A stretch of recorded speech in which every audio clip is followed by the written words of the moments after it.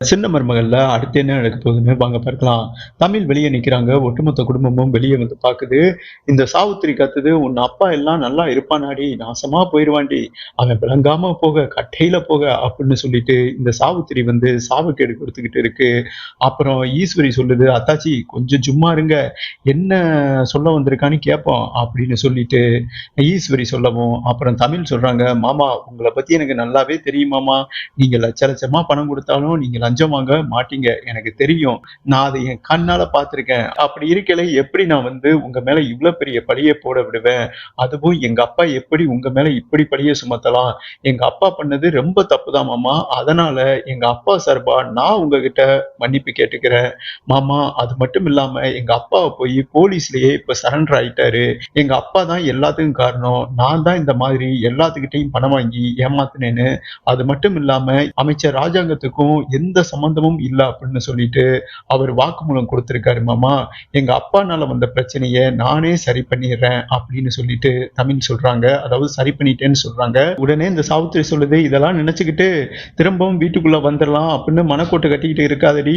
உன் அப்பா செல்லப்பாண்டி பண்ணியிருக்கிறது எவ்வளவு பெரிய காரியம், அதெல்லாம் மறந்துட்டியா? அது மட்டும் இல்லாம நீ எவ்வளவு பெரிய துரோகம் பண்ணியிருக்க சேதுவுக்கு அப்படின்னு சொல்லிட்டு சாவித்திரி வந்து திரும்பவும் எல்லாத்தையும் ஞாபகப்படுத்தி விடுது.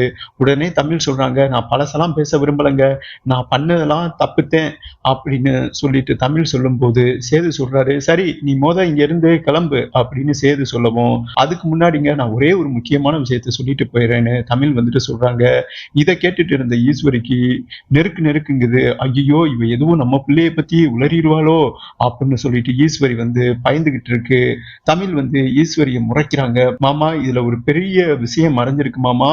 இதுல உங்க தம்பி பையன் போஸ் சம்பந்தப்பட்டிருக்காப்ல அப்படின்னு சொன்னதும், என்னது போஸா அப்படின்னு சொல்லிட்டு சேது கேட்கிறாரு.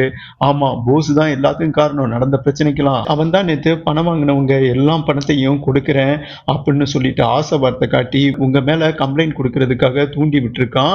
அது மட்டும் இல்லாம ஏற்கனவே நீங்க ஆஸ்பத்திரியில படுத்திருந்தீங்களே, அப்போ உங்களை குத்தி கொலை பண்ணணும் அப்படின்னு சொல்லிட்டு ஆஸ்பத்திரிக்கே வந்து கத்தியோட அலைஞ்சுகிட்டு இருந்தான். அப்ப ஈஸ்வரியத்தை தான் உங்களை காப்பாத்த துடிச்சுக்கிட்டு இருந்தாங்க. அவங்க பையனை எவ்வளவோ சொல்லி பார்த்தாங்க, அவன் கேட்கவே கிடையாது. அப்பதான் அந்த சமயத்துல நானும் ஈஸ்வரியத்தையும் தான் உங்களை காப்பாத்தணும். அதுக்கு முன்னாடியே உங்களை கார் ஏத்தி கொல்ல பார்த்ததும் அவன் தான் மாமா அப்படின்னு சொல்லிட்டு நடந்த விஷயத்தை எல்லாமே தமிழ் வந்துட்டு புட்டு புட்டு வச்சிடறாங்க. இதை கேட்டுட்டு எல்லாருமே அதிர்ச்சியா நிக்கிறாங்க. அப்புறம் சன்னாசி கேட்கிறாரு, என்ன ஈஸ்வரி இதெல்லாம் உண்மையா? உன் மகனோட சேர்ந்துக்கிட்டு நீ கூட்டு களவாணித்தனம் பண்ணிருக்கியா அப்படின்னு சொல்லிட்டு சன்னாசி கேட்கிறாரு. அப்புறம் பார்த்தா சேதுவுக்கு கோவம் வருது. அவனை வீட்டை விட்டு விரட்டியும் ஒடுங்க மாட்டானு, அந்த நாய் என் கையில சிக்னா கொல்லாம விட மாட்டேன் அப்படின்னு சொல்லிட்டு சேது வந்து துடிச்சுக்கிட்டு இருக்காரு. அப்புறம் ராஜாங்கம் சொல்றாரு, இரு சேது கொஞ்சம் பொறுமையாயிரு அப்படின்னு சொல்லிட்டு ராஜாங்கம் சொல்லவும் சேது அப்படியே நிக்கிறாரு.